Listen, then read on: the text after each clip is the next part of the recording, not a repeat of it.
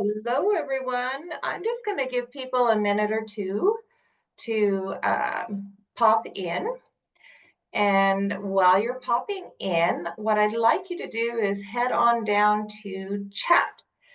And as we're getting set up here, ready to go in chat, I would like you to put in your name, your business name, and what you hope to accomplish in market research today. I also want to get a bit of a sense for how far along you are in your business. Are you in startup? Are you in ideation? Are you just thinking of some ideas? What's sort of the status of where you're at? And while you're doing that, I'm going to see if I can pop in, and I'm going to drop handouts in, and I want someone to tell me as I drop the handouts in if you're able to open those handouts, because that's what we're going to use for today's session.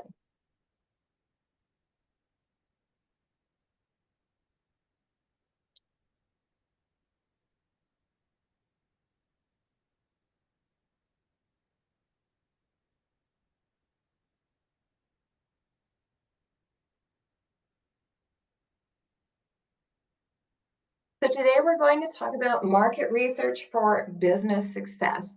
We really want to get a handle on what that is, how that works, and the goal for today is to really talk about how you can use it and what you can do with it and how that's going to work for you. So while you're saying hello, good morning, Ash, thinking of some ideas. Oh, bakery, we have a bakery happening, Solana Somatics. So looking to help other business build websites and boost their digital presence, advertising consultant, idea.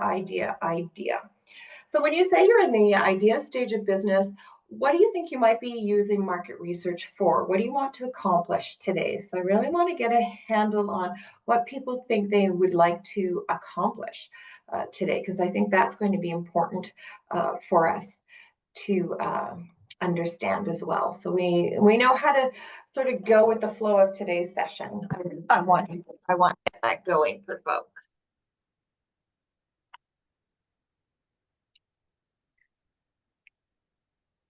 Just going to do a little building restorations and business status not yet launched, still developing the plan, Night Owl Notions. Okay. So I have someone here, Steve. Thanks, Steve. You want to assess market size and value. What else do people want to learn with their market research? So now I know what some of your businesses are about. Thank you so much for sharing. We have interior design. We have building restoration sector. Wow, we've got everything, automotive repair, all sorts of great business ideas and company ideas. Digital marketing, sell online, Veronco electric, tech industry. Okay. We need to understand the culture and better fit our survey platform in Canada. Okay. So there's people who want to know a little more about the market they're entering into. There's folks here who want to know a little bit more about the culture and the clients they might be serving here. So that's a great one. And you might want to know a little bit about who your competitors are as well.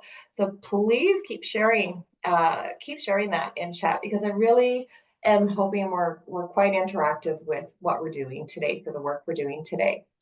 Okay, on that note, I've put the handout link in the chat for all the handouts we're going to be somewhat using today. I tend to go off script, but we'll get going. So the first thing that happens here at Business Link when we do any sort of meeting or any sort of presentation is we conduct our land acknowledgement. So we want to acknowledge that the province of Alberta is situated on their traditional territory territories of treaties 4, 6, 7, 8, and 10, the homeland of the Métis, including the 8 Métis settlements in the 6 Métis regions, and Inuit peoples. We recognize, honor, and respect the Indigenous people in Canada, their beliefs and histories, and are grateful for the historical and current stewardship of the land that we share with them and call home. Thank you, everyone, for joining today. I am very briefly going to do a who we are segment here and who I am segment, because this is really about you and the things that we want to get accomplished with you today. So we are Alberta's small business hub. Our goal is to help anyone and everyone in Alberta who wishes to start a business. We don't play favorites. Anyone who wants to do that is welcome to reach out and access our services. Think of us as Alberta's 311 or 811 for business. We are a place where you can call, email, visit, online, visit the website, get loads and loads of free information. Some of the programming we have here, like this, you access for free. We bring in speakers and events. We also have strategists, real people who can help you suss out ideas in your business plans and things like that. So we have internal resources that we can supply for you to help you start your business. And we are also able to direct you to resources that are outside of us who can help you with your business startup. So really, when you're looking for resources, when you're looking for information, we're that go-to first place to go. That way we can help you build out what you need to build out in order to access the resources you need for business. My role with Business Link is I am the Education Programs Coordinator. I've been with Business Link since 2020. I have owned my own businesses for about 25 to 30 years. I currently own a corporate registry. I've had that business now for about 25 years in Alberta. We register businesses all across North America through my company. It's a virtual online corporate registry. And my role with Business Link is to work in the education field here with you and help you access all the resources and talk to you about some of the general things that are done here. So that's really what we do with Business Link. If you are in the idea phase of your business and you're thinking about things, you probably want to at some point put together a modest form of a business plan. I highly recommend not starting with this one. You'll see it on my screen. It's the Interactive Business Plan Builder. I think you should sign up for it and work your way through it. It's interactive, so it comes with help videos and help guides and things like that. But certainly, I don't think you should start there. I'd rather see you maybe take our Bring Your Business Idea to Life program, 90-minute workshop there, and we give you a one-page lean business plan template. I think that's a little more realistic to start with. It's like writing your idea down on a napkin and getting it out in the world. It's a little bit of a simpler place to start, but do take a look at the Business Link Interactive Business Planner, because it's going to give you an idea of what some of the things are you're going to need in a business plan. And for some of you who are looking for funding and financing and that sort of thing, you're probably going to have to come up with some sort of business plan for funders, and market research is an integral part of that. Couple of things to note is at Business Link, we also provide market research services. So we're going to talk about that, how to access that today. We're going to talk about market research in general, what that is, the two types of market research you conduct, the kind of information you get from market research, how you should maybe approach market research, and I'm going to show you a few little hacks and tricks for market research. I'm also going to highly encourage you to get on over to the Business Link YouTube channel and look at some of the presentations we've had from Statistics Canada, because that is a wealth of information, and there's a few presentations in there. They present with us quite a bit how to deal with that website and how to get the information you need from that website as well, because it's just a wealth of information and it's your tax-paying dollars at work. So some of the objectives of market research is for you to better understand your business, the industry that you play in, the competition that surrounds you, and the customers that you want to serve. So that's really what we're talking about when we're talking about market research, is getting a better understanding of the lay of the land.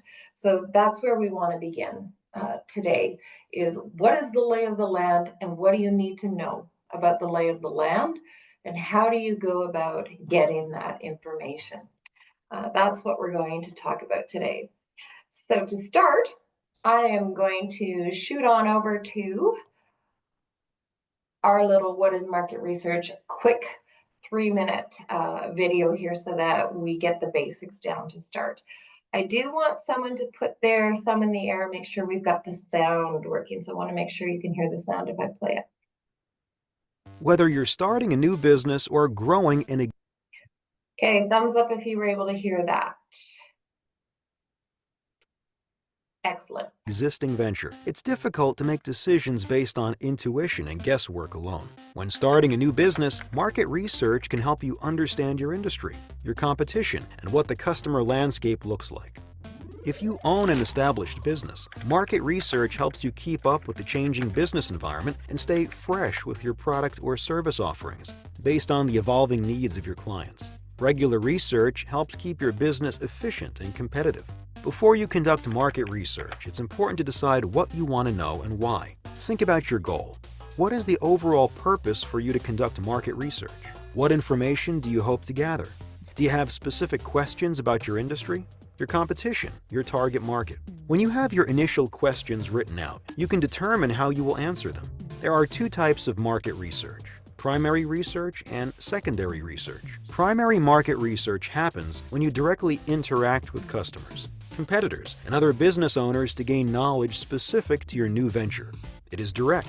Secondary research is material you acquire from other sources, such as trade associations and research databases. It is indirect. Let's look at each type.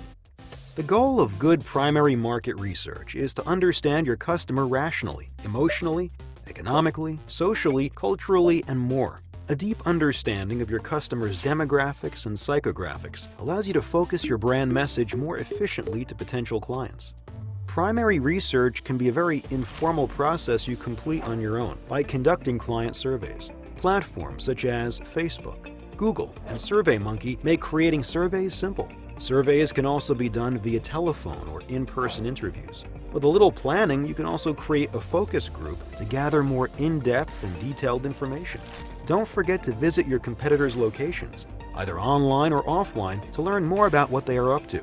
The information you gather doing primary market research helps you understand why your customer may buy from you. Secondary market research is a type of research that has already been compiled, gathered, organized, and published by others. It includes reports and studies by government agencies, trade associations, or other industry experts. A lot of secondary research is available on the internet simply by entering keywords and phrases for the type of information you're seeking. Many government agencies allow you to search their database at no cost. Reference libraries at post-secondary institutions and your local library provide access to secondary research and additional trade publications.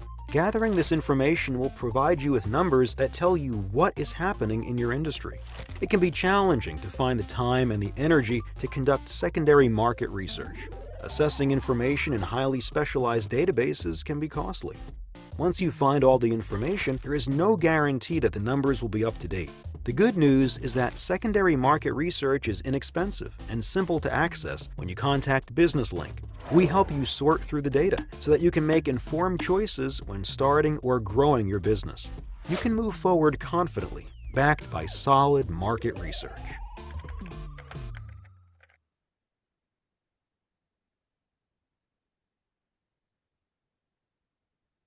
Okay, so what are the two types of market research? Anyone want to throw that into chat for me?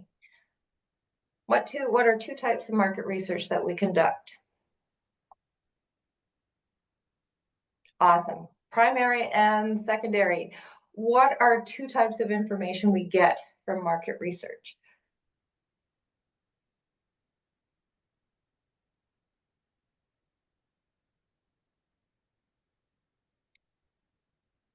Okay, so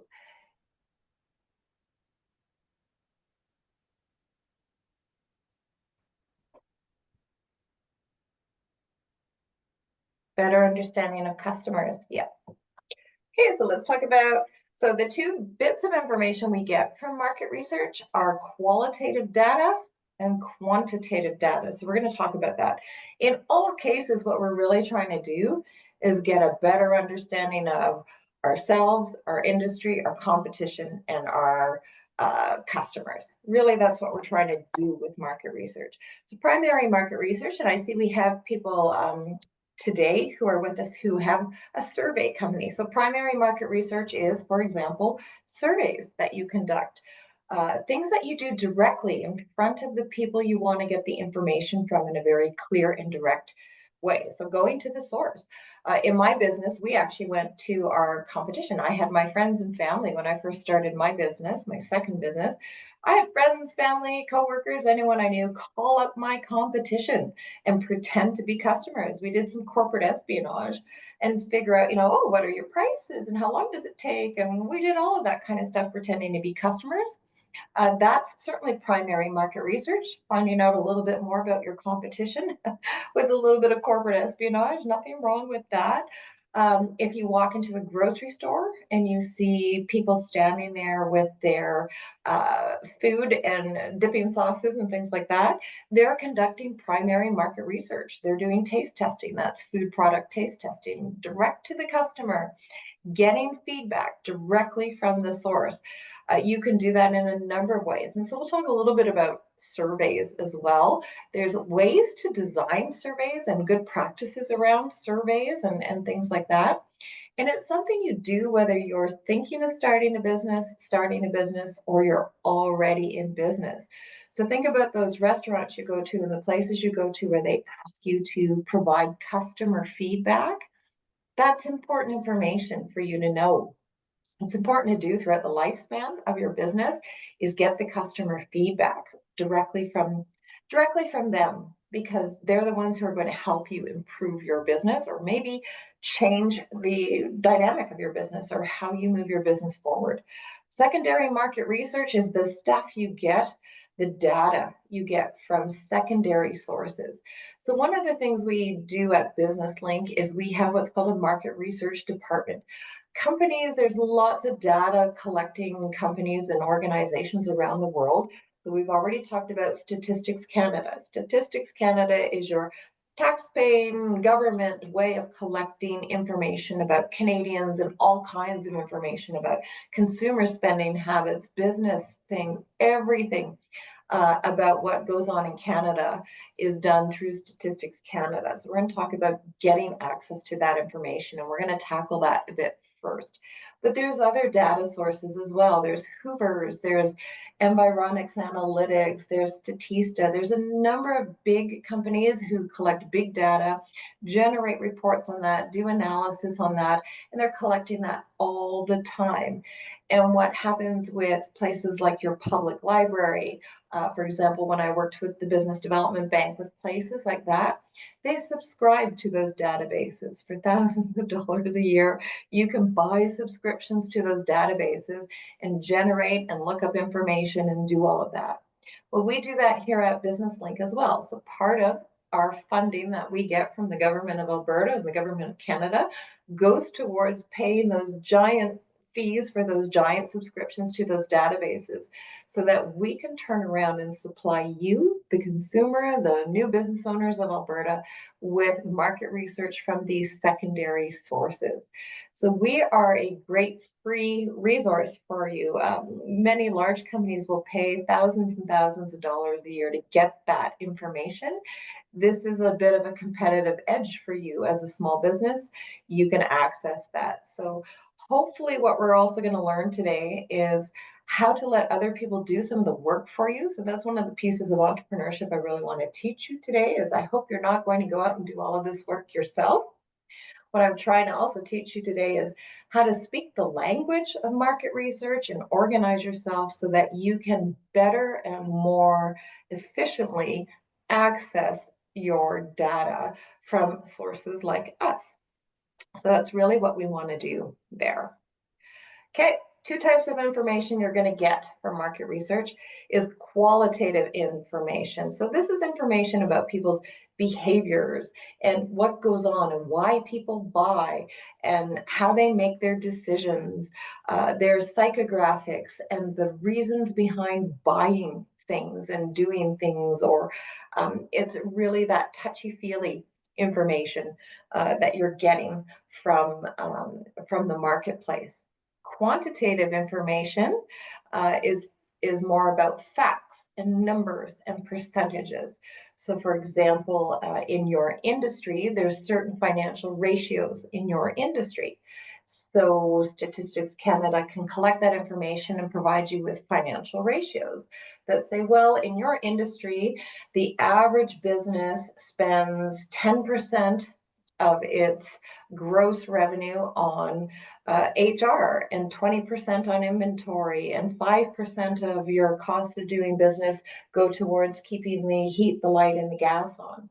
Knowing that kind of information allows you to understand better when you're building your business whether or not you're sort of falling within the standards of what's going on in your industry. It allows you to figure out, am I, sort of playing in the same cost environment as my competitors are? And if my cost of having people in my business is 3 times higher than what's standard in my industry, why is that? Why is that happening to me? Is there a good reason for it? Maybe there is.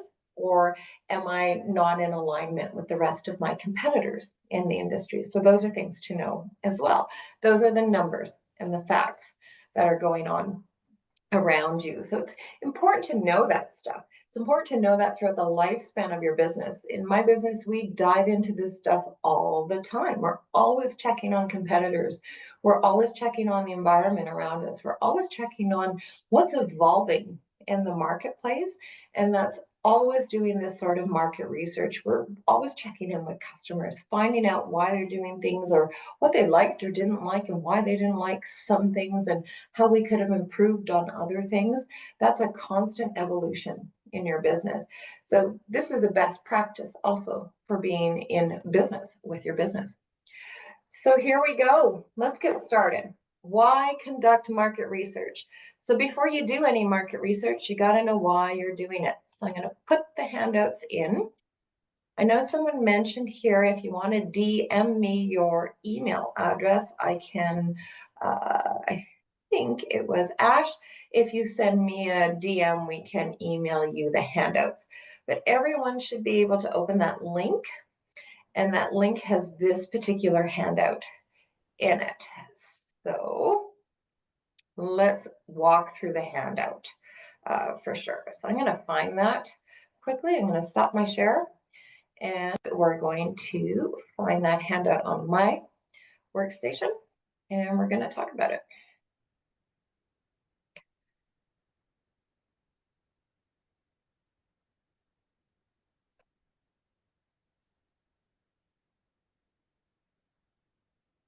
I just love when everything works for me.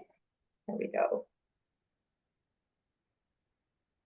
So the link I've put into chat should pull up a screen like this for you. And you should see 3 PDFs in it. And anyone who's not able to open that link from wherever they're at, if you DM me your email, I can send this to you at the end of the presentation. But what you want to open up is the Market Research Action Plan. We're going to deal with that first today, because before you get started, you need to know what you want to know and why you're doing it. So I already asked this question in chat earlier on. When planning to do market research, what is the information and what is your overall goal? Let's take a look at what some people actually said was their overall goal, and we'll get right to that. So in some cases, the overall goal was to better understand the culture and the marketplace in Canada. Awesome. Let's see. Understanding other practitioner systems and approaches to marketing and onboarding clients.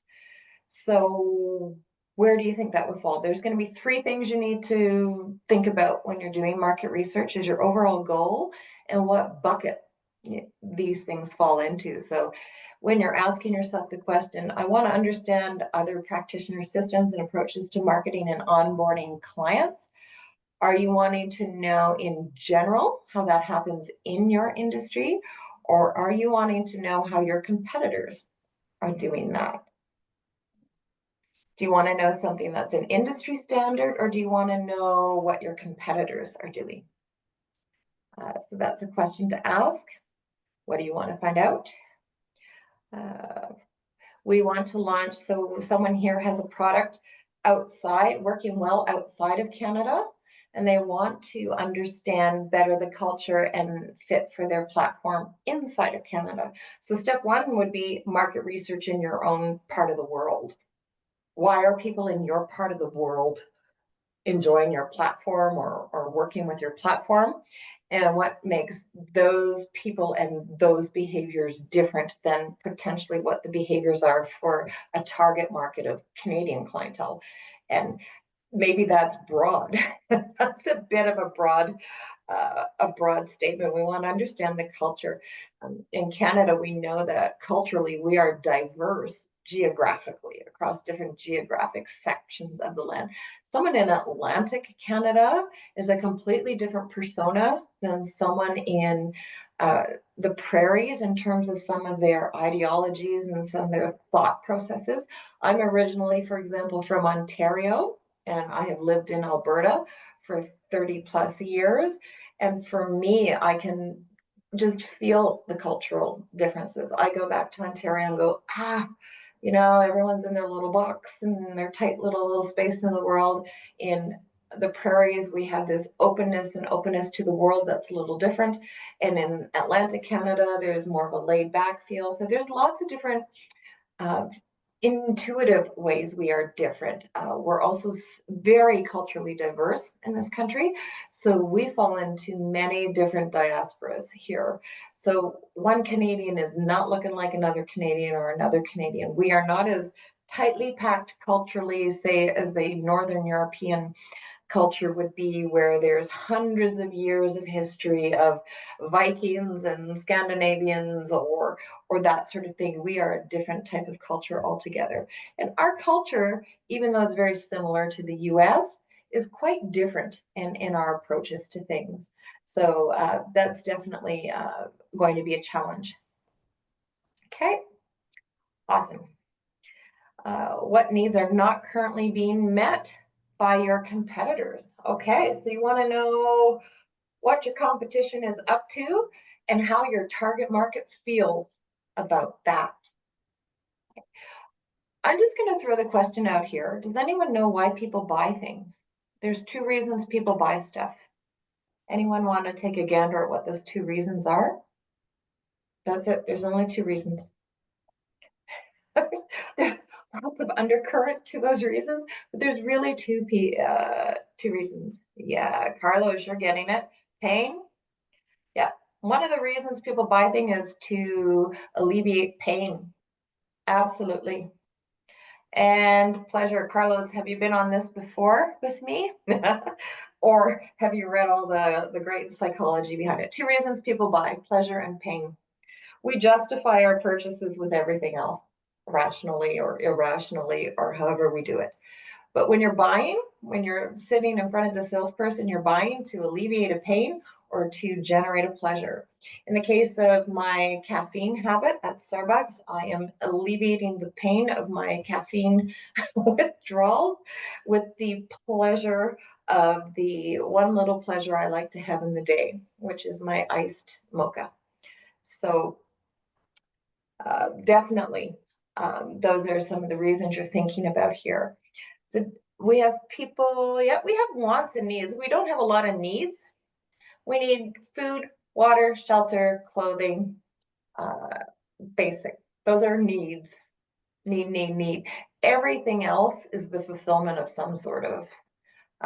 We have maybe some emotional needs and that sort of thing, but the bottom base needs we have are that, along with some of the emotional needs for safety and security and a few of those needs.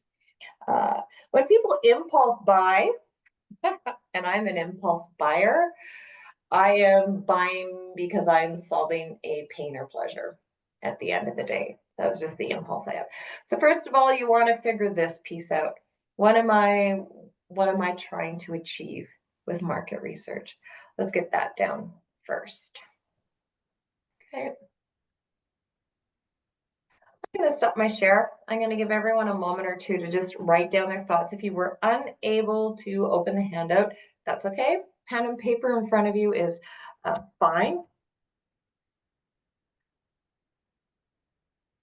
For now, but I'm going to give you a moment to uh, to just sort of write that down, and then we're going to head on over to Stats Canada. And we're going to do a couple of things to get you started. So we're going to dive a little bit into secondary market research to begin.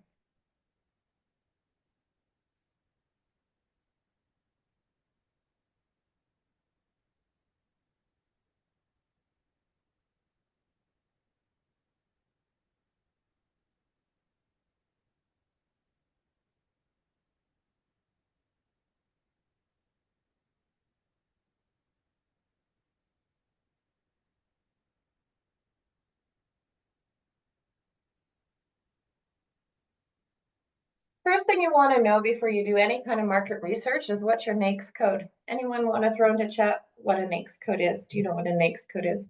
For those of you in the survey business and those of you who know the NAICS code, um, feel free to put that in. Let us know if you know what the NAICS code is. We're going to start there. The NAICS code is going to get you started down the path of market research. Specifically, it's going to get you started down the path of good secondary market research, because once you know this, you are well on your way to knowing lots of other good stuff as well. I'm gonna head on over in the chat, see what we got. North American Industry Classification System. Absolutely, thanks, Kenneth. NAICS code. So let's just dive into that. Does anyone know what their NAICS code is, or have they looked it up or know how to look it up?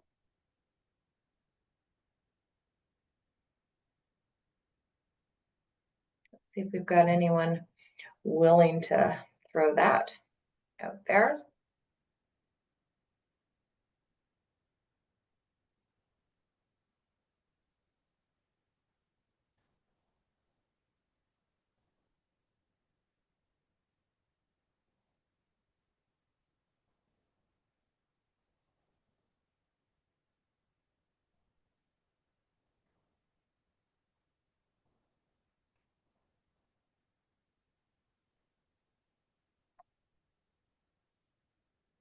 Nope. Okay. So we know that the NAICS code is the North American Industry Classification System. Here we are on the Statistics Canada website. I'm going to throw this link into chat so that everybody can figure out their NAICS code. Okay, first thing we're going to do is find someone who's in business. So someone is in the business of being in the bakery. You want to look up your NAICS code. Let's type in bakery. You can start simple, and you're going to have to sort of search around here a little bit and determine what you think fits the description of your business. You may fall into more than one NAICS code category. That's fine. Don't get too hung up on that. Okay. We don't in NAICS code worry about whether it's goods or services. You can package a service as a good. That's what I do in my business. All of the work we do in my business is packaged as a product, even though it's a service. That's perfectly fine. What we're trying to find out here is, are you a commercial bakery? Are you in certain ice cream?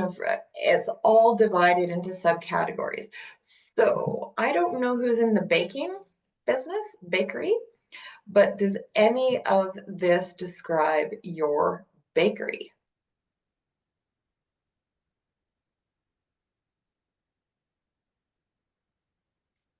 Are you in the manufacture of products for retail sales? Or are you a bakery that manufactures baked goods for consumers, direct to consumer baking for retail sale. Are you specific to bread? Are you specific to ice cream and frozen desserts? Uh, does anyone want to throw their business into chat and see if we can look up your NAICS code for you? If my baker doesn't want to do it, let's find someone else. Real estate. Okay, Delina, are you a real estate investor? Are you a realtor? Okay, event coordinator, interior design. Let's do it. Real estate is broad. I can tell you that because I deal with real estate all the time in my other business. And you're going to have to dive into what component of real estate you are in. Rana, you are in the fluffy bakery and more. The baked goods that you create, are you selling them to the general public? Are you selling them to grocery stores? What are you doing with your baked goods? We need to know that. So, Delana, real estate. So you would be in the offices of real estate agents and brokers. That's your industry group. And your code 53121. Okay, there you go. Interior design, let's take a look at that. So do you see what we're doing here is we're sort of, once we get this piece of detail down, we can find out lots of information about your industry. What's going on in your industry? And you want to get somewhat specific.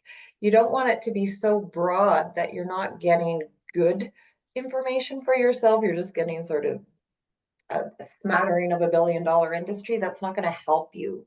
It's much better to pick something that fits you. So interior design services, all examples. Canadian industry, are you in specialized design service? I have no idea what that is. Let's see, professional, scientific, and it will describe it here. Specialized services for a specific, except for architectural engineering and computer systems design, graphic design services, interior design services. Let's go there. This industry comprises establishments primarily engaged in planning, designing, and administering this. So once you know the code, that's your code, 54141. You may have a couple of codes that apply to you, but getting this code allows you to gather information about your industry. So back to that sheet where we have the 3 designations of I'm looking for information about my industry and who I am. This is a good reason to have this code. Another good reason to have this code is I am looking for my industry and my direct competition in this industry. That's direct competition, more than likely. That's another good reason to know this code, because once you know this code, you can gather information about industry standards, industry information, how many offices of interior design exist in Calgary, in Edmonton, in Alberta, what is the general annual revenues of those places, how many employees on average do these places have, that kind of thing. That's what you're getting once you know this code. Okay. Solana has been struggling to get an industry category for my business, something under movement, education, holistic practices, natural pain relief, one-to-one training. Oh, okay, so you are in wellness. You are in holistic wellness. Let's see what happens when we try that. And I could spell it probably properly. Let's see what we have. No results. Okay, so we have to go a little deeper into, maybe we take that out and we go for holistic.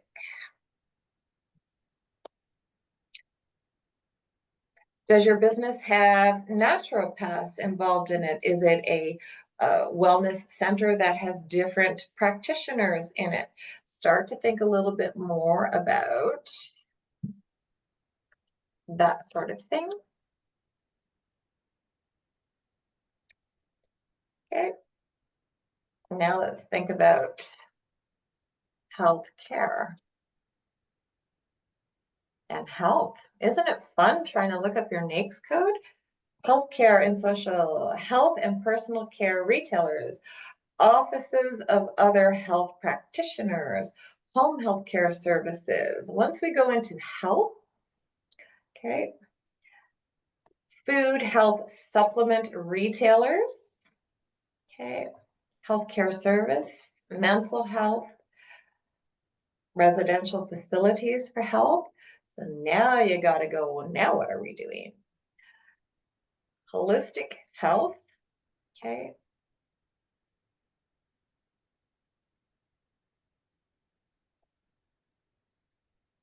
Let's see what we've got.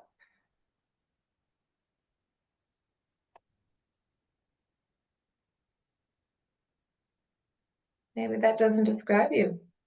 Maybe we have to go a little further.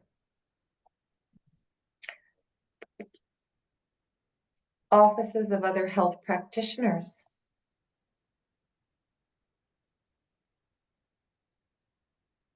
Chiropractors, optometrists, mental health, physical health, occupational and speech therapists. Okay. You have also said pharmacy. So I'm assuming you sell some sort of supplements. Food health supplement retailers. Subsector is health and personal care retailers. You may have a few groups that you fall into, and you're going to have to dig a little into both groups. So do you see how complicated it can get sometimes figuring out? So you may have different segments of your business serving similar clients, similar types of customers. So you may be a personal trainer who also sells health supplements. You may be a yoga teacher who also brings in sound bathing and all of those sorts of things. And you may have a group office where all of you work together, but you have different NAICS codes because you practice different things. One of you may be a chiropractor, one of you may be a naturopath, one of you may be a supplement retailer. Whatever that may be, you're going to have a variety uh, of different NAICS codes that are going to apply to you. I would start with the health and personal care retailers, but you can see that you can dive around here a little. Don't be scared to type in random words if you're not finding what you need to find here. We have event planner. Let's just see what happens when we type that in. If you're not finding it under what you think is the description, like, what? How do we get other printing out of event planning? Let's try event. Promoters, here you go. So maybe they fall under a category here. Promoters of events, that's who you are, but there's different types of promoters. There's convention and trade show organizers, there's presenters of performing arts, there's sports team promoters, caterers, convention trade show, like it just goes on and on and on. So what seems close? Maybe there's a few here that apply to you. Chances are you're probably not a caterer. You're probably outsourcing that. You're probably outsourcing the photography. You're probably outsourcing that, but convention and trade show organizers might be something. You may be,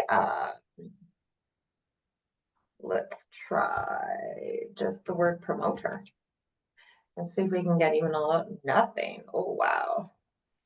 Crazy. Let's try events plural. We're still coming up. Arts and entertainment and recreation, caterers. We're still coming up with that. So you know you're going to fall in here somewhere. Ooh, 2 pages of this. Yeek. Oh, we even found the interior design services in here. Why? Because all of these things are sort of interrelated. That's probably why you're there. You might even fall into all other services related to advertising. Anyone else struggling? Does this website break it down into regions? This is Statistics Canada. Let's just see what Statistics Canada does. Statistics Canada will generate all kinds of reports for you. This is your tax-paying dollars at work. Okay, they do the census, they explore international trade, they have how to act, they provide courses here on how to access the data you need, profiles of the census, consumer spending reports. Take a look at our maps to find data, analysis, and reference resources for a specific region. Get information about all the surveys they take all the time. They also have teams of people happy to help you here. So you can sign up for their StatsCan newsletter and their daily news, economic and social reports.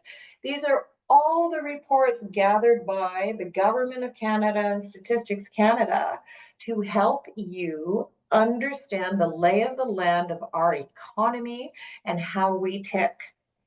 Okay. These people come and visit Business Link a couple times a year, and they actually do a demo on how to work around this site. If you go to the Business Link YouTube channel, you'll find some of the StatsCan past presentations that talk about how you find things, getting your NAICS code, everything else. But if you want to access this data effectively and know about your industry, and you want to know about you and your business industry, your NAICS code is what you need to get it all out of here. Anything else you can get out of here about other stuff without your NAICS code, but your NAICS code is going to tell you direct things about your competition. And it says how to access micro data, register for their workshops, training, and conferences. If you are a data nerd, have at it. Training, how to do things, webinars, workshops, information sessions, how to access the regional offices. This is how your NAICS code should be 5 or 6 digits.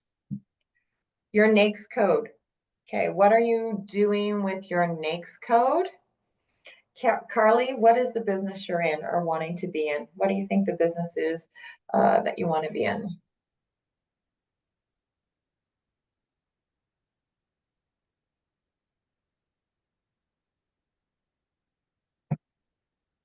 Strategic management consulting. Okay, let's go for it. Management consulting. So you've got your code 54161. That's your code.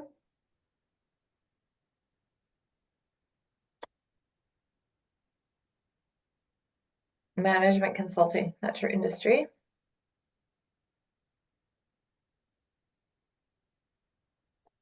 Are you other management consulting services?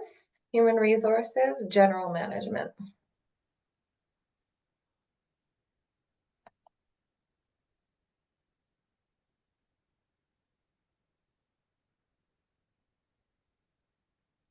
This is what's included for you. Full range excluded are providers of financial asset management, investment advice, or general administrative day-to-day services. Okay, let's stop my share.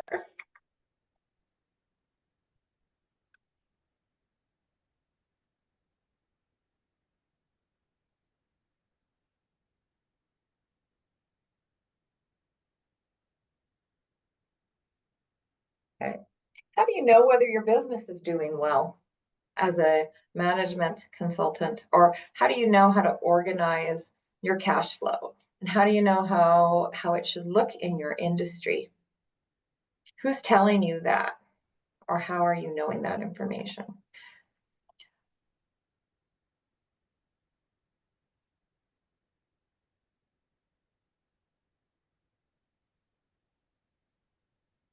Okay, well, 54161 Let's take a look.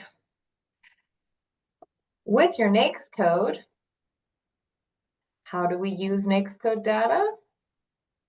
If you are looking for lending from a bank, first, and you are writing a business plan and you're writing your cash flows in your business plan, one thing your banker knows that hopefully you now know is that they know the financial ratios in your business because they're lending to your businesses all the time.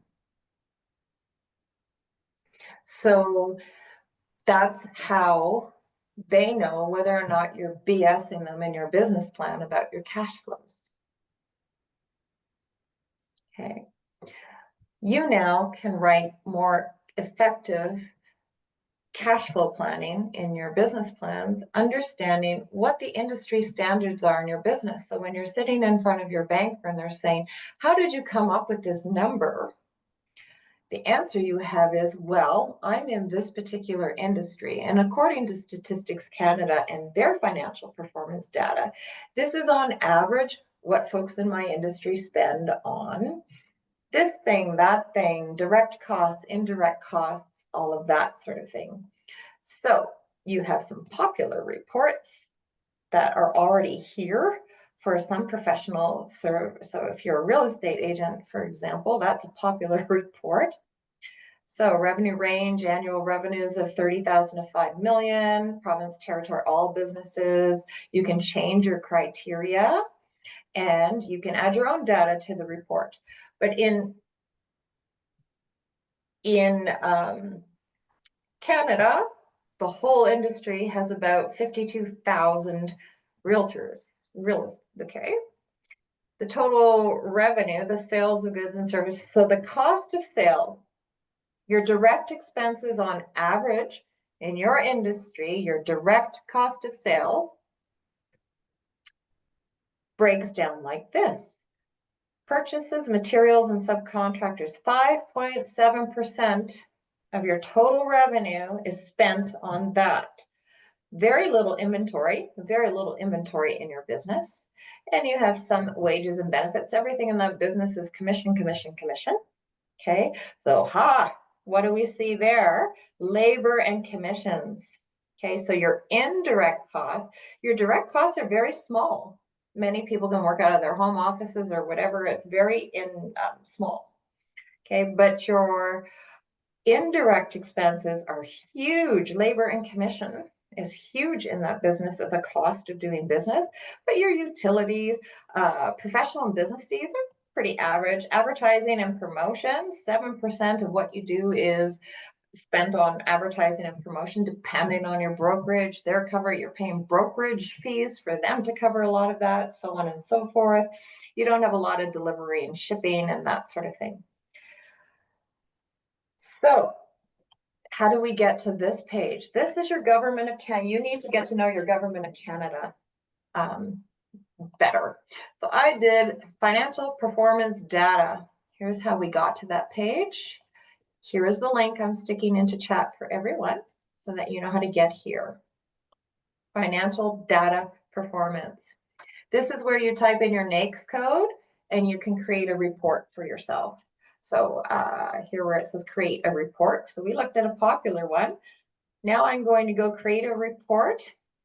Let's take a look just at Alberta. You can choose by about, and they've defaulted profit margin, search for an industry using your NAICS code. Well, what was the NAICS code we had in here? Oops, sorry, Las Vegas. Whose NAICS code was, oh,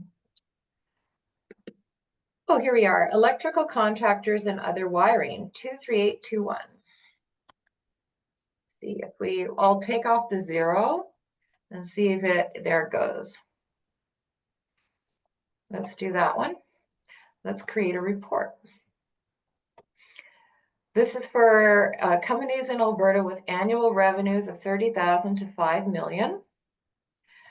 Note, the balance sheet information is not available for all businesses and unincorporated businesses. So this is only going to show you the incorporated businesses.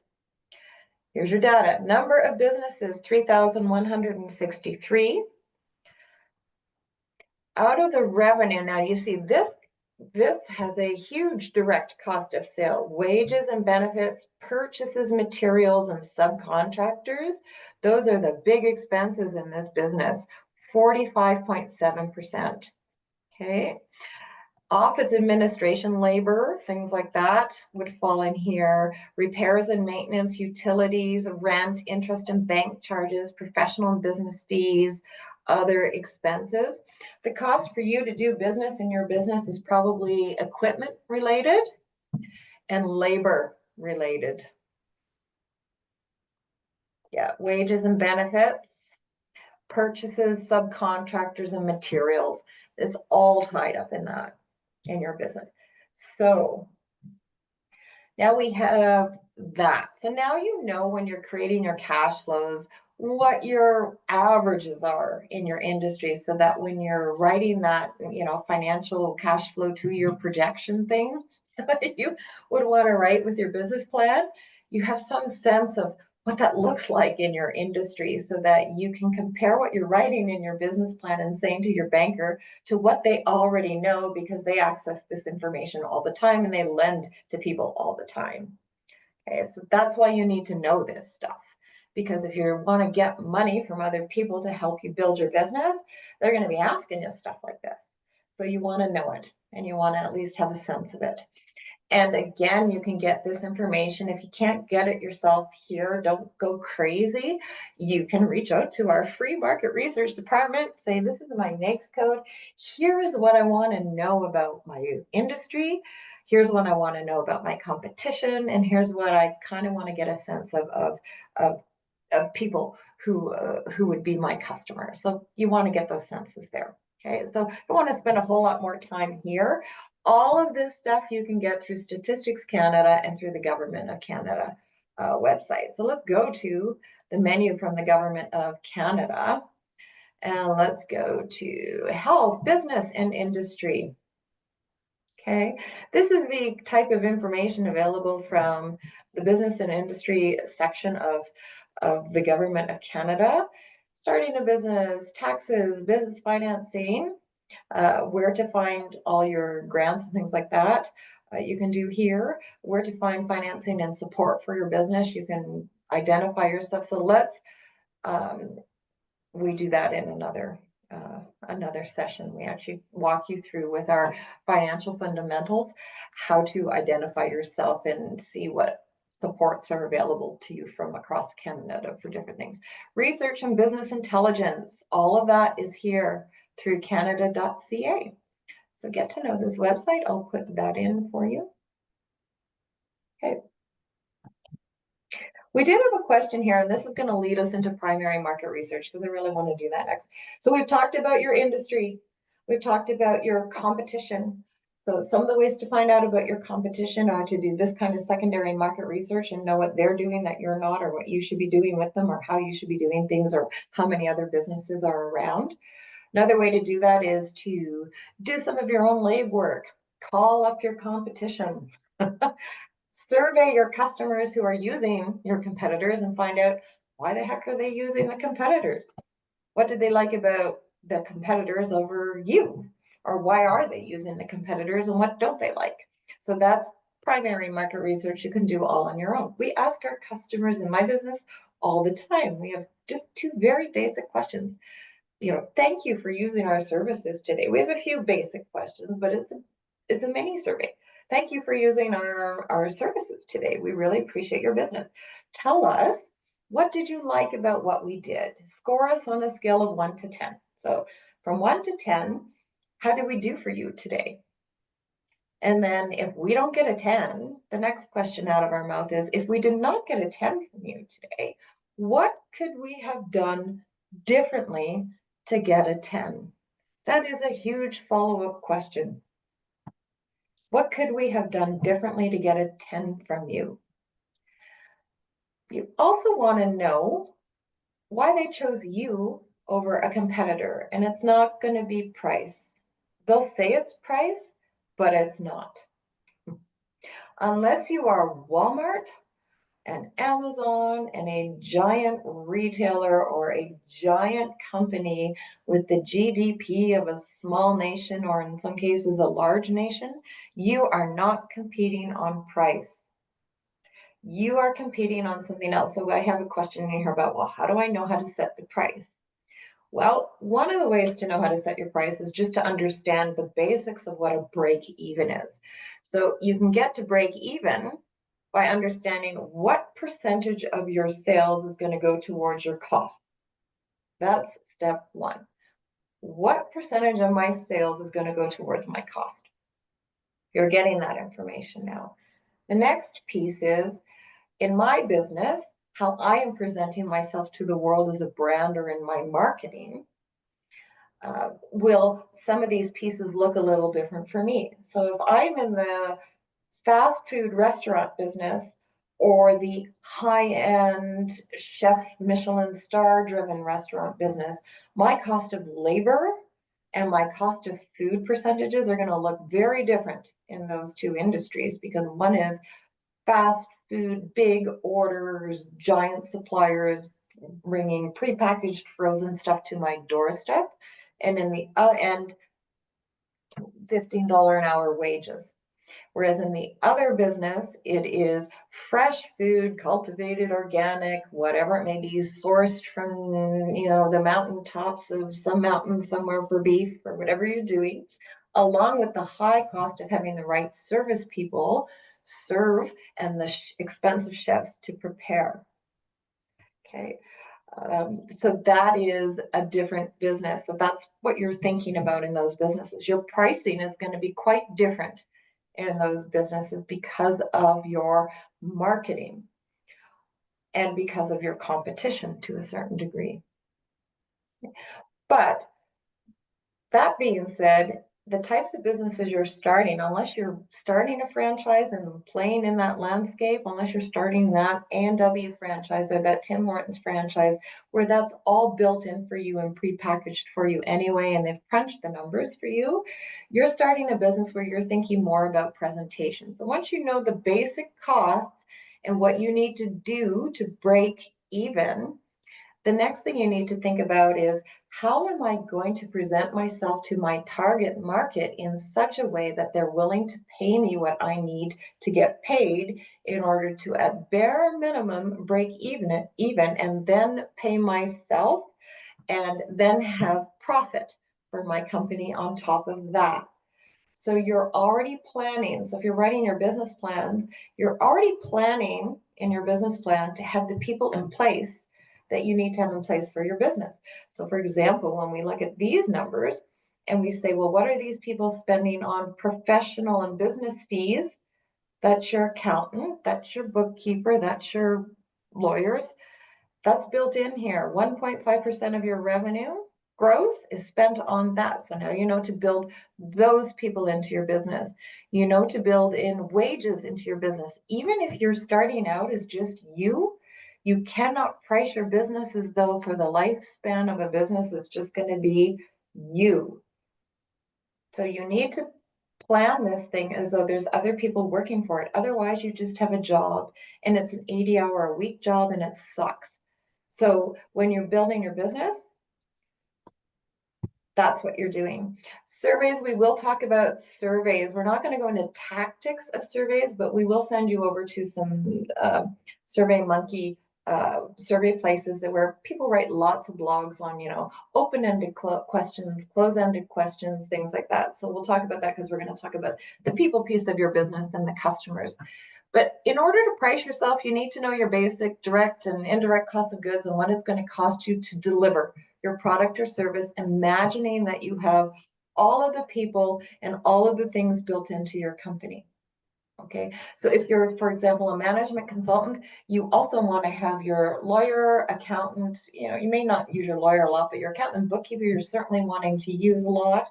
And you also want to probably have admin assistants to help. And you also want someone in charge of some of your marketing work as well. You don't want to be doing all of that and trying to deliver your consulting services. It's just not going to work. And if you're a management consultant or you're consulting to other companies, you're certainly not telling them to do that. So don't do that yourself.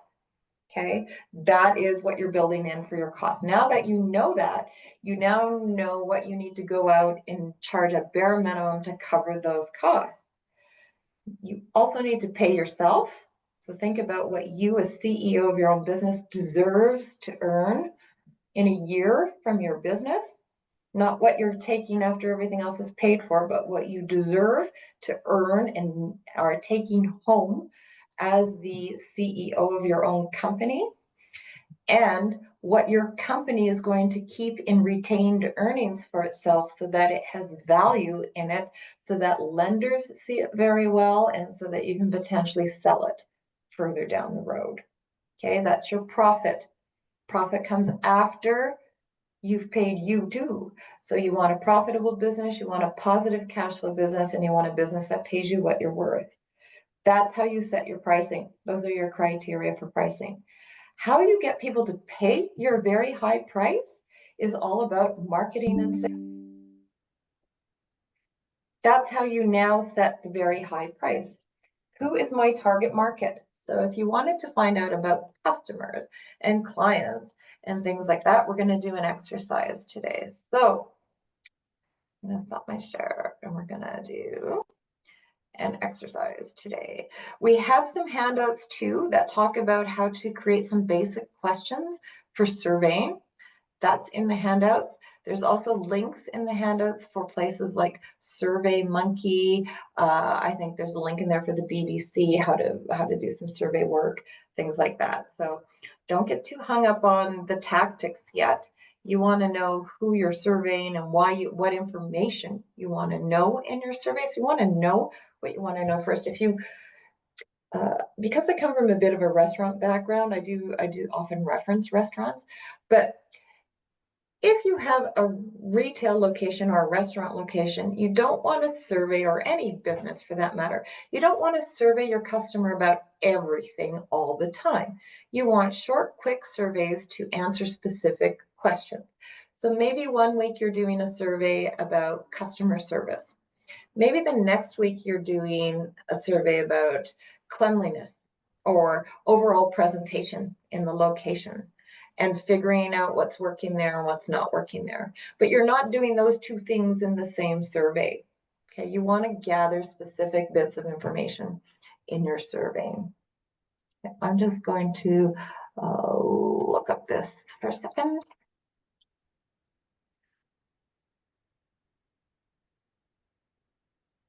Okay. So who knows what they need to know about their potential customers, and who understands customers? Who has a one-page description of their ideal client?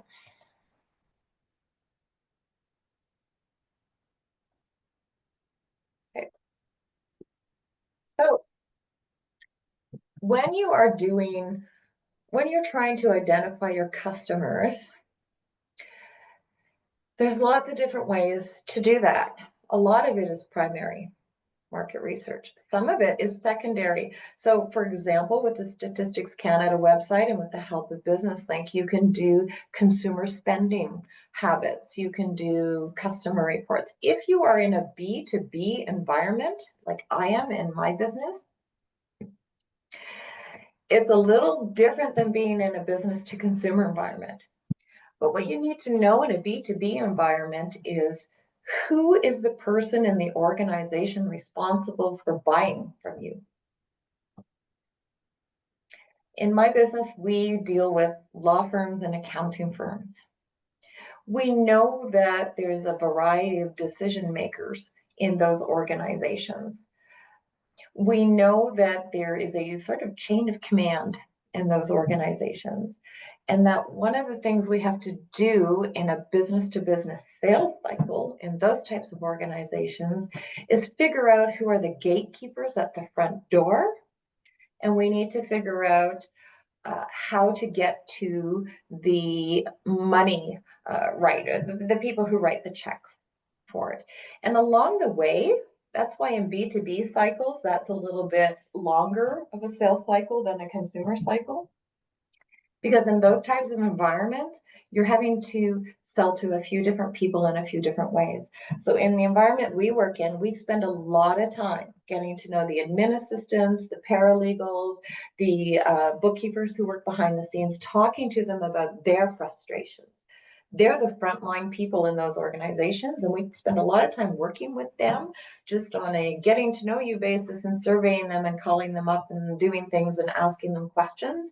What's frustrating you? What is taking so much of your time? Have you told your boss this is taking up a lot of time? What do they think about it? Getting to know who they are. And it's usually a group decision in those organizations.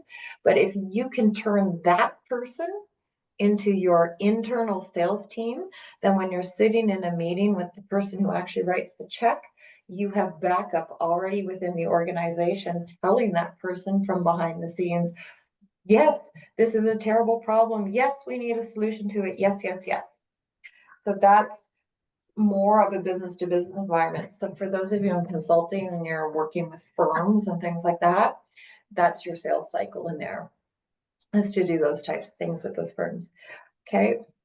Okay. So Kelly, your ideal client is a solopreneur who's looking to launch or refresh their small business digitally while feeling supported and not alone. Isn't too hard, right? So you're with a solo entrepreneur. Okay, they want to launch or refresh their small business digitally. So, where are you finding those people, Kelly?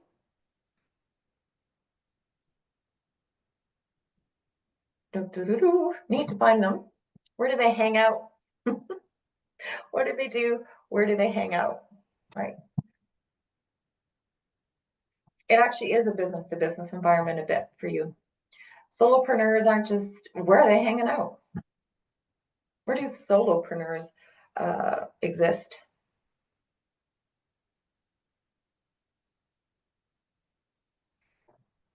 Okay, yep, you can find them online.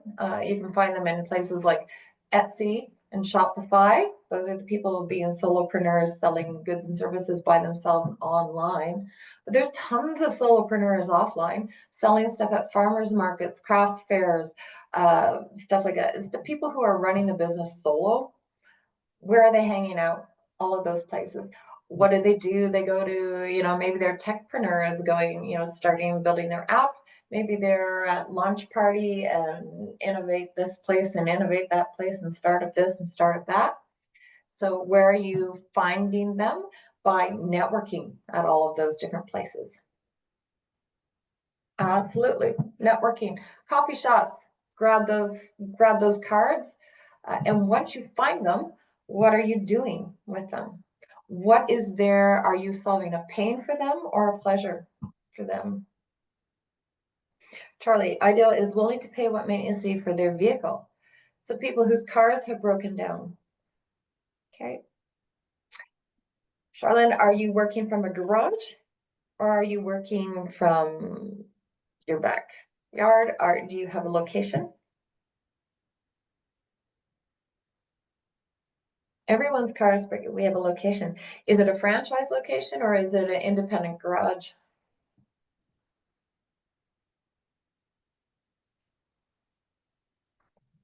Where in Alberta are you located? What is the postal code of your garage? We're going to start with you.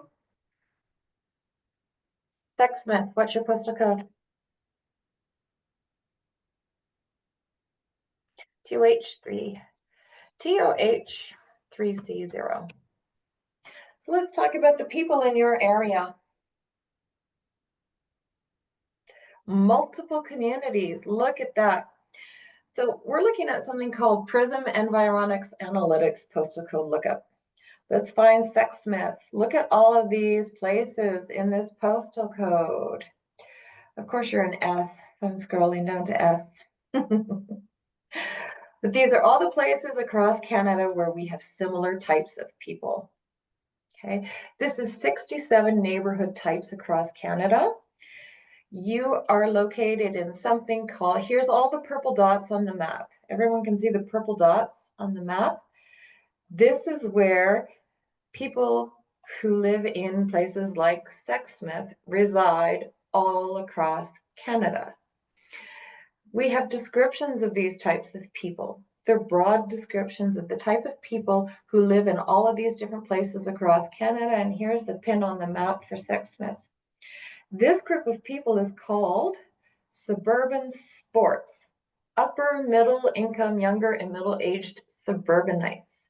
They are widely dispersed across Canada. One of the larger segments in Canada, a suburban refuge for younger and middle aged families. Nearly 8 in 10 households own a home, typically a single detached house or duplex.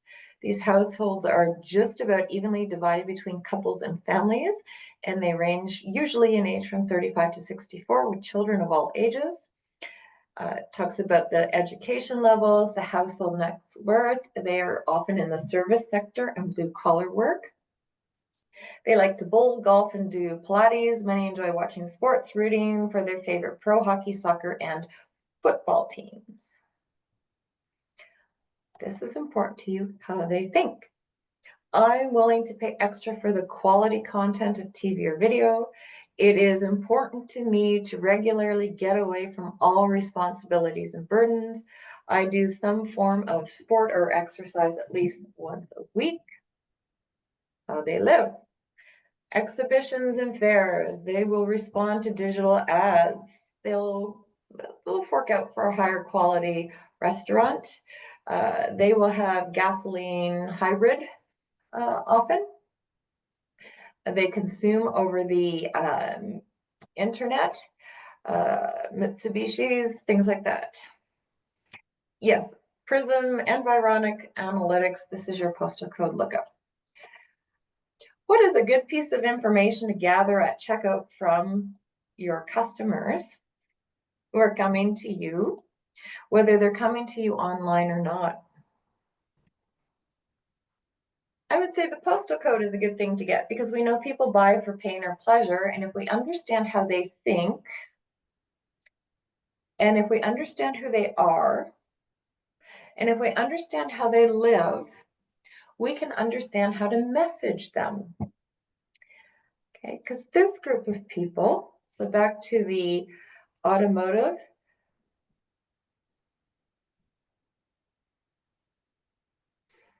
these people like baseball, basketball, swimming, sports. So maybe some of your marketing involves local sports teams, things like that, where your name is out there. You can now sort of determine what is good marketing for me and how do I speak to these people so that they will pay my higher price. Okay, well, how they think.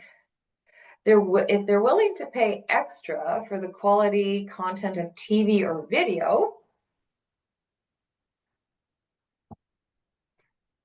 if they're willing to buy the pay per view, whatever, if they're willing to get that subscription to Netflix or Amazon Prime, why on earth wouldn't they be willing to pay more for local garage service? It is important to me to regularly get away from all responsibilities and burdens. Well, a regular oil change and a regular tire rotation allows them to regularly get away from their responsibilities and burdens, knowing that the vehicle they're driving is well maintained. Maybe you run a subscription maintenance program for their vehicles. If they're willing to pay extra for that, why wouldn't they pay extra to be on your monthly maintenance plan or quarterly maintenance plan, keeping them coming back? Get them signed up for your newsletter, get them signed up to a plan of some sort so that they're, it's like, hey, you're on our October tire rotation schedule. When do you want to come in and book for your snow tires to come on? Maybe you offer snow tire storage, whatever that may be. But now you're thinking about how you're marketing to them, and it has little to do with I'm marketing to you because my price is less than the garage up the road. I'm marketing to you because I know you value certain things, and I can speak that message to you. You may have several segments of customers. So when they're coming to the garage, get their postal code, and get which location they're in, because your postal code covers a huge area. But you want to know how they think so that you can segment them out, customer segments. Okay. I want everyone to get this book that I've put into chat that talks about the sales and marketing hourglass for a small business. It's an easy read. It talks about the language of marketing. What you're really trying to find out is, who are your customers? How do they think and how do they live? And there's going to be several types of them, but try to narrow it down to, between 1 and 4 somehow. Try to narrow it down that way. This is how they think, this is how they live, this is what they do. And when you're thinking then about pricing your product or service, okay, you have a billboard in arenas. What is your call to action on the billboard? How do you know that billboard is working?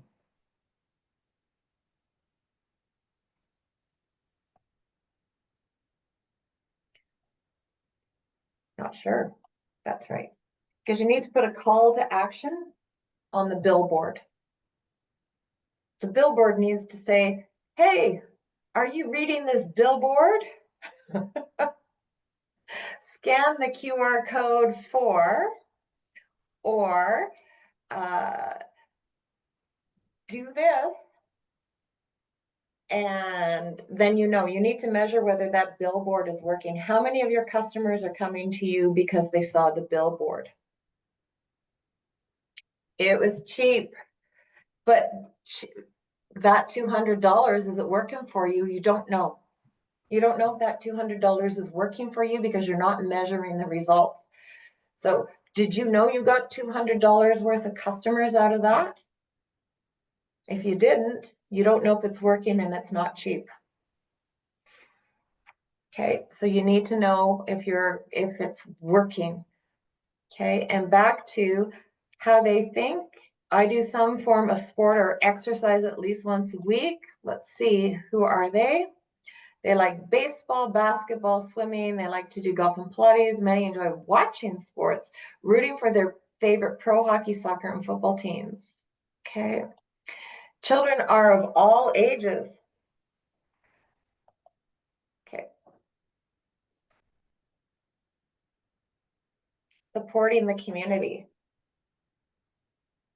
Okay. Having traffic or having visibility is a very, very small part of marketing, and you need to be measuring every piece of marketing you do. I need you guys to read this duct tape marketing book. You need to measure each piece of marketing, because it may seem cheap, just like social media is free, or social media is free. Social media has a very low rate of return. You are in a mob in social media.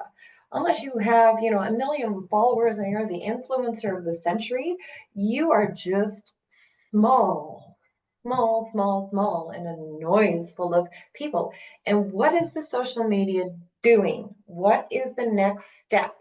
So if all you're doing is posting on Instagram, for example, or posting on Facebook, how do you know your clients are even there? In my business, we don't put anything on Facebook or Instagram or anything else, because that's not where our customers are.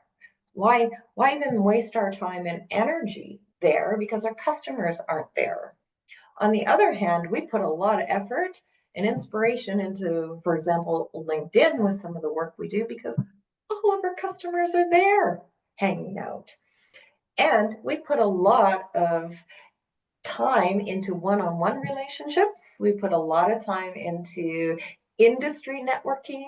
We put a lot more time into that than anything we do online, because that's where the decision makers are. And that's why you need to know who your customers are, because maybe that $200 is spent differently somewhere else.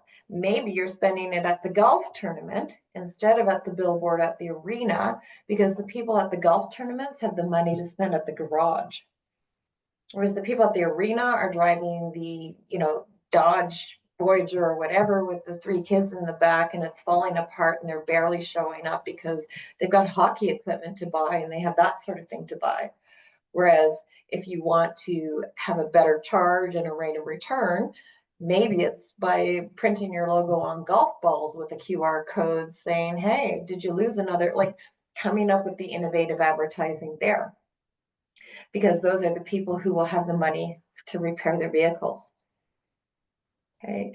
If you want to show community support, maybe instead of giving the customers the 10% discount, is like 10% of today's, sale of, it's oil change day for the Lions Club. You know, come on in today, and 10% of the proceeds from your oil change will be donated to buy sports equipment in the community or whatever. Instead of giving the customer the discount, give the discount as something back to the community. So that's how you're rethinking your marketing. Is there feedback? So I wonder if there are voices from company from building and construction industry. If you want to get more B2B and larger, then you're going to reach out to industry associations. If you want feedback from people within industries, you have to go where they're hanging out. That's their industry associations and trade shows, and any magazines or any online forums where people in the industry hang out.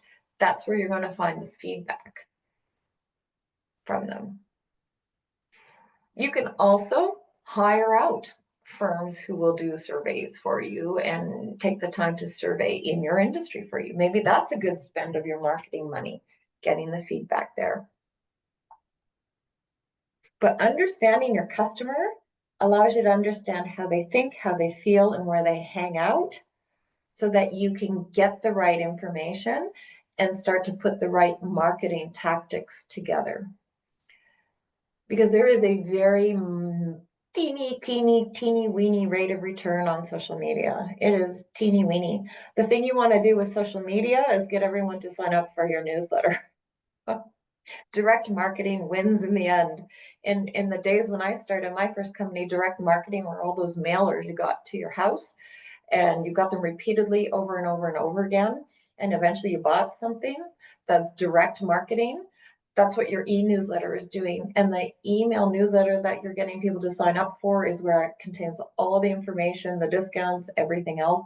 The social media is just to get their data from them. That's all you're doing with social media, is getting data so that you can do good things with it in your sales process. So don't go to tactics, don't go right to the web, don't think you have to start there. What you have to start with is, who is my customer? Why are they an ideal customer for me? And where are they hanging out? So that I know how to create a marketing strategy that will show a rate of return. And how am I measuring that rate of return? You need to have some sort of call to action in that final step of your strategy to tell you whether or not it's working. So you need to know whether that billboard's working. And the only way to know that is to ask the customer when they walk through the door, how did you find out about us? Oh, did you see the billboard at the arena? And if they say, what billboard? And if you're getting that 100 times, every time you ask, then get rid of the billboard. That's $200 you could be spending on, I don't know, a few rounds of golf. Spend it better somewhere else, right? Or you could be spending it on maybe spending a little more money to get a better rate of return. Maybe it's the other things you're doing that you can apply it to.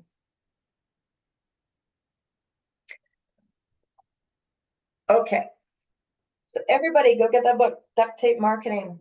You need to figure out who your ideal clients are. That's market research for you. And when you describe them, it's not, our ideal client is this person between this age, or the fallback that everybody has is it's women between the ages of 25 and 55, blah, blah, blah. That is not your ideal client. You want demographics, psychographics, you want how they think, how they live, and what pain are you eliminating for them, or what pleasure are you giving them, or what combination of both?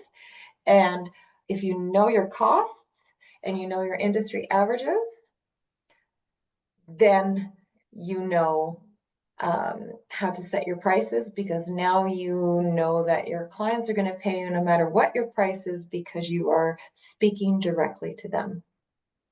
Okay, the book name is, and I'm going to just show it to you. I'm going to pull it up on the screen. And the follow-up book that he's written. So you can go to ducttapemarketing.com. Here we go. There it is. He's written another one called The Referral Engine. You should all get that as well, because that's all about how to create and have referrals coming back to you over and over and over and over again, and understanding how referrals work in a business.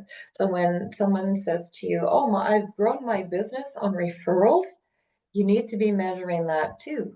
Why did they come to you? I know my friend referred me here, but what else happened there, and what kinds of rewards are happening? So back to those loyal customers, are you also rewarding them for sending a friend, a 2-for-1 oil change or something like that? Bring a friend for a day, or, if both of you are on the way to soccer practice, we can do your oil changes while you wait, whatever that is. Okay. But this is a great resource for you.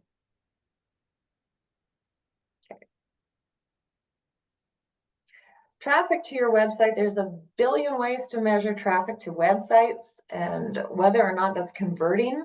Conversion is the key. So in business, marketing generates leads, sales opens the cash register. Two different things altogether. So marketing, all of the stuff we're talking about here, is about getting people interested enough to open up their wallets. You need your customers to open their wallets to you. So marketing is about finding them, building trust and like and interest. That's all marketing is. Sales is about that lovely little how to get them to open their pocketbook. In my company, we get them to open their pocketbook in 10 minutes or less over the phone if it's a direct consumer service. I walked into a trade show in Calgary, the women's show, a few weeks ago, and sat through the most amazing presentation that they sucked me in. She came up to me, she gave me the sample, she showed me how my eyes were getting firmer. I sat down, had my whole face done, blah, blah, blah. And by the end of that presentation, many, many, many, many people were walking out with $4,000 to $5,000 worth of home spa makeup stuff just from a trade show. I can't imagine what she made at that trade show, but she was right there with her team, making sure sales were happening at that trade show, information was happening, people signed up for the app. She went through the whole process. It was just amazing. So if you ever want to, watch good sales in action, show up to the county fair, show up to the trade shows, and watch the people who are selling the stuff directly to you, direct selling. That is where you're learning about the psychology of sales. Absolutely. Okay. And online, if you want to see the psychology of sales in action, ever sit through one of those clickbait ads on Facebook where they say to you, you too could be a millionaire, or AI is changing the way we're running our businesses and blah, blah, blah, learn to build your own AI chatbot, blah, blah, blah, blah, blah. And you hit the link and all of a sudden it's like countdown to your 30-minute presentation on this, and then boom, the presentation starts. That is a sales funnel happening for you. And the whole goal of the sales funnel is that they have somehow managed to get your email address, because they know that most of you won't buy. If you happen to buy right off that video, that is a bonus for them. Everything else is getting the email so that they can continuously market to you constantly via email or via your phone, even your SMS texting and that sort of thing. Okay. let's open it to questions for a couple minutes before we end it. Just want to make sure. You will receive from us a follow-up survey via email at the end of this telling us how we did. I do want to direct you to our market research department. So as an entrepreneur, you're not doing everything yourself. You have learned enough today to outsource properly. So if you want to get all the goodies in a B2B environment and you want to get market research and you want to do all of that, you now know here's my NAICS code, here's the industry I'm in. These are the things I want to learn about industry, competition, blah, blah, blah. You can actually talk to our research department and get the stuff you need quickly by filling out the request for market research. Hit the get started under services and market research. Send in your request. Maybe mention here, I just completed the market research for business success webinar and I would like to gather more information, and our market research will get back to you and you'll be able to speak to them and they'll be able to gather all sorts of secondary market research information for you. They won't be able to do things like surveys for you or that sort of thing, but all of those goodies on financial ratios and all of those goodies on landscape and what's going on. Barry and Carolyn are the two people in that department. They're just fantastic at this stuff. Barry's been doing this for BusinessLink for over 25 years. So you're getting the person who knows how to find things fast, but now you know how to reach out effectively and get the answers you need quickly. So don't spend all your time doing that. Think about what it is you need to know and how you need to design your business. That's your job.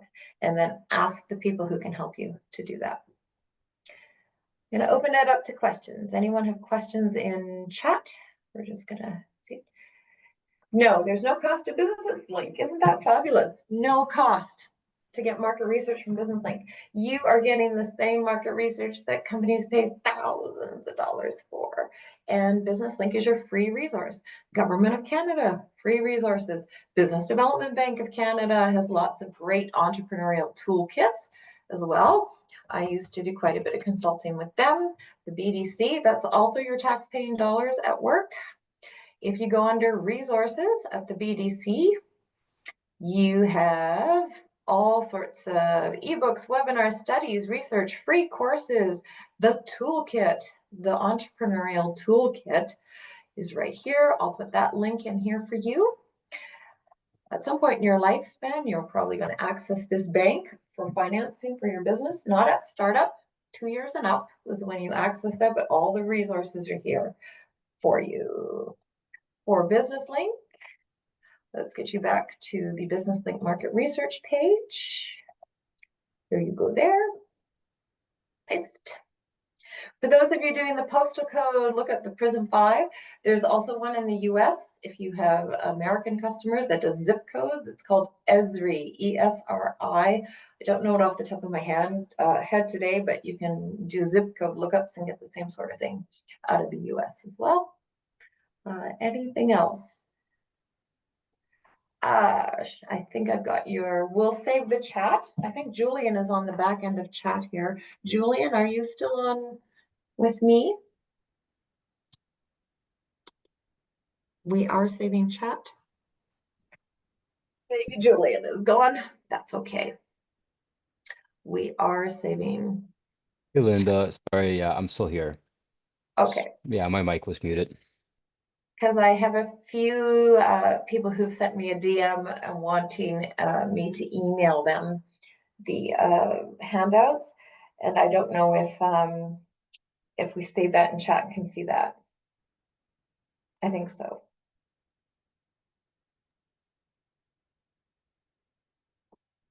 Okay. Can you link the American Zip Code lookup site? No, Kelly, you're on your own for that. I'm not going to do all the hard, heavy lifting for you today. It's called ESRI, E-S-R-I. All you have to do is Google. Google is your friend. ChatGPT is your friend. Just type in ESRI zip code lookup, and you'll go down a rabbit hole there. But Hey, sorry, Linda. Sorry to interrupt. Um, for those people who want you to email them, would it just be easier if we dropped your email in the chat and then they can just reach out to you directly? Yes, Awesome. Okay, cool. So I will do there that. are smarter people in the world than me. Duh. Okay, here we go. Thanks, Julian. One of us today is smart. Anyone who was not able to access the handouts, here's what I want you to do because Julian has been fabulously smart about it, is email me, Linda at businesslink.ca, and in the subject line, just put request for market research handouts. Done. Okay. Oh man. Thanks, Julian. I have not had enough caffeine today, so appreciate your ability to do that. Any last words from anyone as we sign off here for the day? Okay, awesome. I'm glad you enjoyed it. Here's a couple last thing I want you to take away today is you are the CEO of a business if that's what you're going to do now.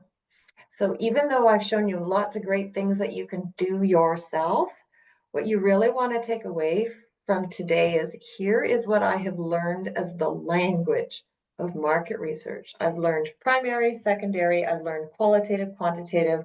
I have learned that I need to gather information on my competition, my industry, and my ideal clients. I have learned that I need to set up systems and processes to be able to charge efficiently and effectively for my products and services, and that I need to build in my cost of doing business and do all of that.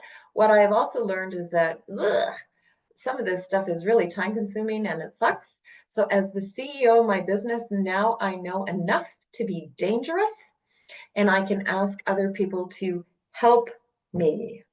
That is the biggest thing you can do as a business owner is do not think you must do every little piece of every nitpicky little thing yourself. Otherwise, you're going to be working 150 hours a week and only doing nitpicky little things for the rest of your life. What I want you to know is that you are now armed and dangerous and know enough to Google around, do the stats can stuff, get the bits and pieces, and then reach out to your free market research resource with Business Link to ask good questions and get good information to get good stuff to put your business plan together and to keep your business going. Done. Thanks, Julian. We can stop the recording, and I am wishing everyone a wonderful rest of their day. You will all receive via email, I think, a copy of this recording. This is one of our foundation series. So because you attended today, you will get a link to this recording and the survey asking you a few questions.